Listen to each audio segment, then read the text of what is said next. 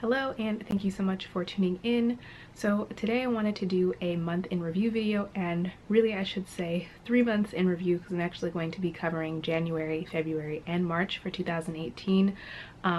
The idea from here on out is to have one of these for every month, but I haven't been filming regularly for the past couple of months because my schedule has been kind of hectic. But luckily I think I've actually got a solution that should help me film content a lot more regularly, and I'll talk about that actually towards the end of this video. So first up, I wanted to talk about hair care, which is a category that I won't often talk about in these types of videos just because I don't tend to try a lot of new hair care products, but one that I did try over these past couple of months is the OUAI Rose Hair and Body Oil, and this is or was a deluxe size sample, and I liked it so much that I went ahead and bought a full size of this as well. But I like to use these lightweight type of oils on my hair when it's in its heat styled state as it is now, and I know it looks pretty rough right now. It's actually about the end of its life cycle, but I like to keep my hair straightened for about 2 weeks, sometimes closer to 3 as my hair is right now. And I like to use these lightweight oils to help add a little bit of shine and give my hair a little bit more life, because towards the end my hair can start to look very dry and brittle. And what I liked about this one even more than other ones I've used in the past is I feel like this also added softness as well.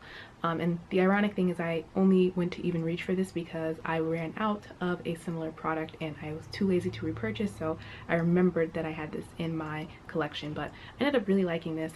It does have a rose scent to it, as you can probably tell by its name, but it is a light scent and it does disappear once you have distributed the product through your hair. The full-size bottle of this product retails for $32, but I do find that I don't have to use a lot of it to get my achieved result. In fact, if I go a little too heavy-handed, it can definitely start to weigh the hair down, so less is definitely more with this type of product.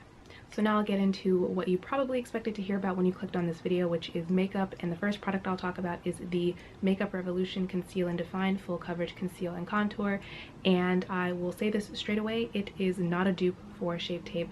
I know that that is what this concealer is expected to have been based on its name, its purpose, its similarly shaped doe foot applicator, and I feel like a lot of YouTubers tried to force this concealer into that box as well, and it just doesn't fit. And that's not to say that this is a bad concealer, because it's not. The two aren't mutually exclusive. You know, it's possible to have a good concealer formula that is not Tarte Shape Tape. I feel like because Tarte Shape Tape has been the most popular concealer for like the past couple of years, that people have kind of forgotten that, and it's the standard that a lot of people will hold concealers too. And it's not the first time that somebody or some concealer has gotten compared to it.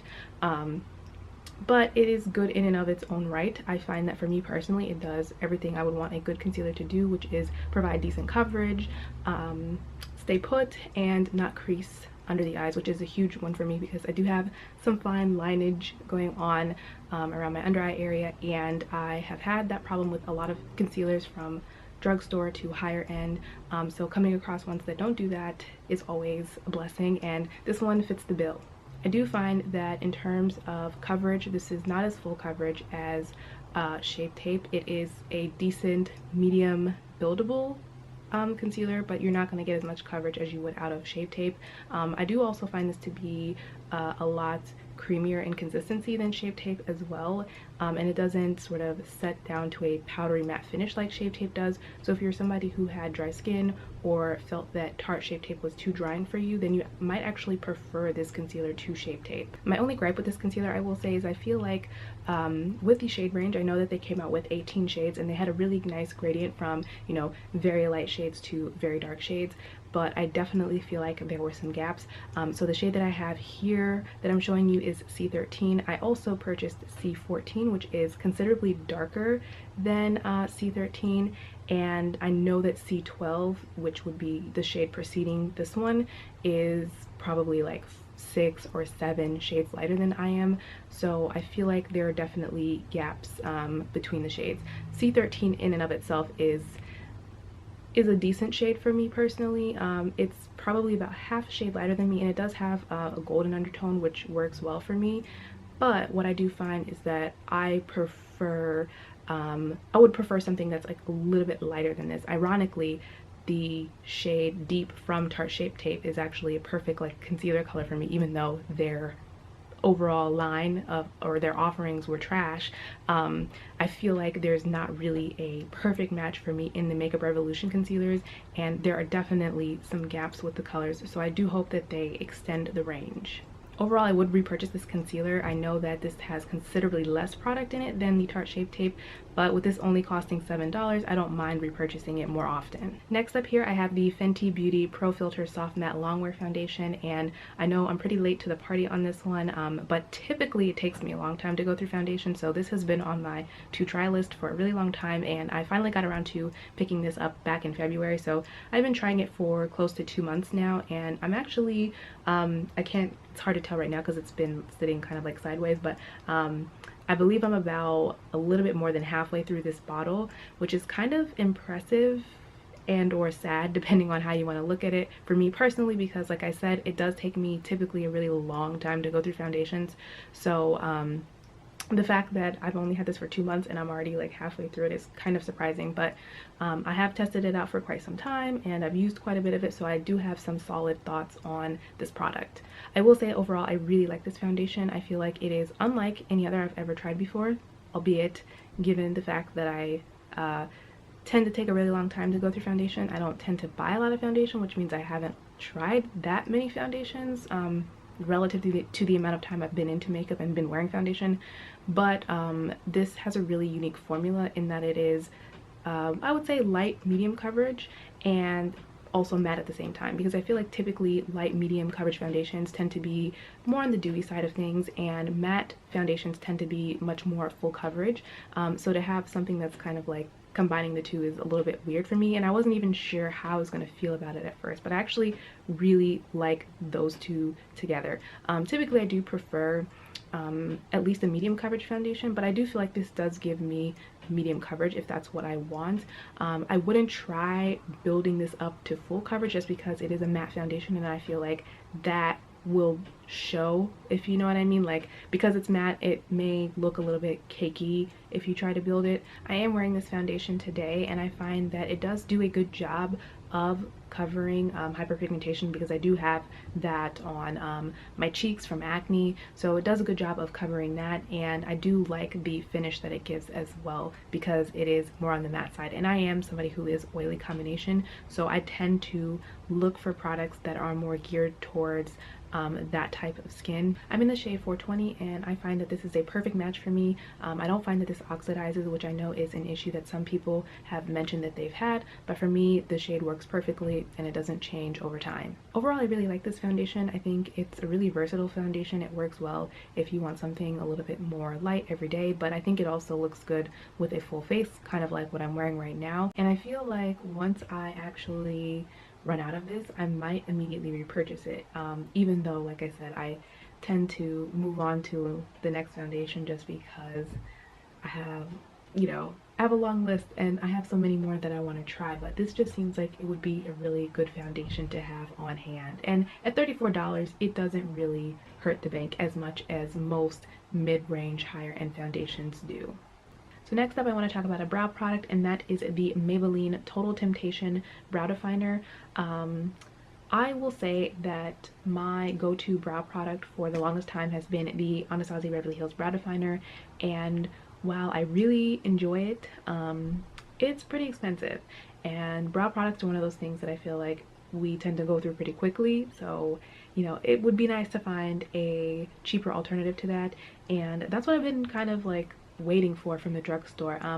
L'Oreal came out with a similar product last year, but I really didn't care for it, and I saw that Maybelline had something somewhat similar, so I decided to pick it up, and this is what it looks like. It is basically a brow pencil that has a sort of wider shape to it than, you know, your typical like very thin brow pencil like the Brow Wiz. In fact, this actually has more of a diamond shape to it, whereas the brow definer has a triangular shape, and it's maybe a little bit smaller than the brow definer as well. So if you were somebody who didn't like the brow definer because you found it too sort of like unwieldy to work with, I would say don't necessarily shy away from this product either, because it is definitely quite a bit smaller than the brow definer, although the overall concept of this product is the same. I will say I do like this product a lot more than the L'Oreal sort of equivalent that I tried last year. It is what I have on today. The only gripe that I have with this brow product, which is my gripe with pretty much all drugstore brow products from what I've seen, is that the shade range here is not good at all. This is shade 315 Deep Brown, which I believe is the darkest shade that they offer, and I feel like this is still a little bit too stark for what I would prefer.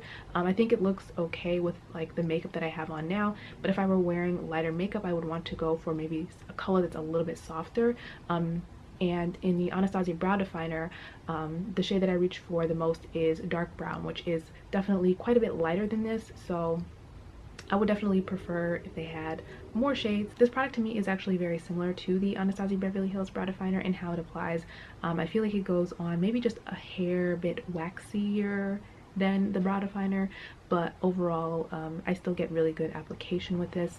But overall I really like this brow product, and it's definitely a much more affordable alternative to the Anastasia brow definer.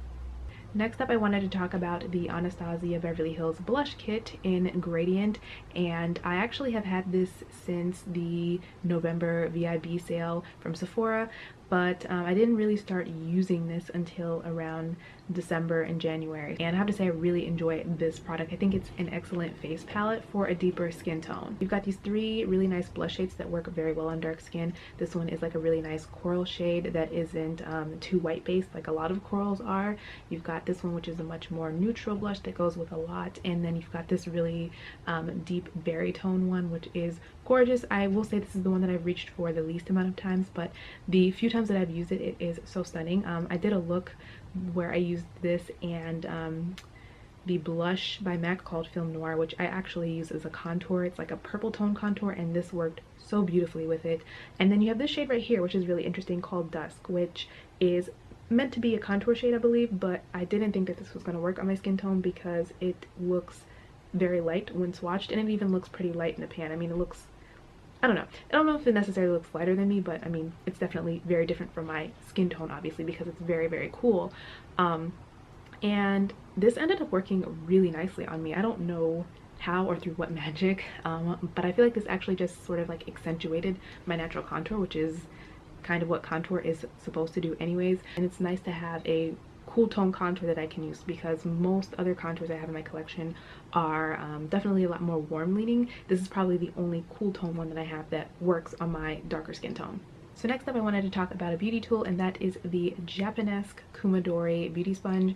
And I mainly was interested in this because of its color scheme. It's so freaking cool looking, but I ended up really enjoying this as a beauty sponge as well.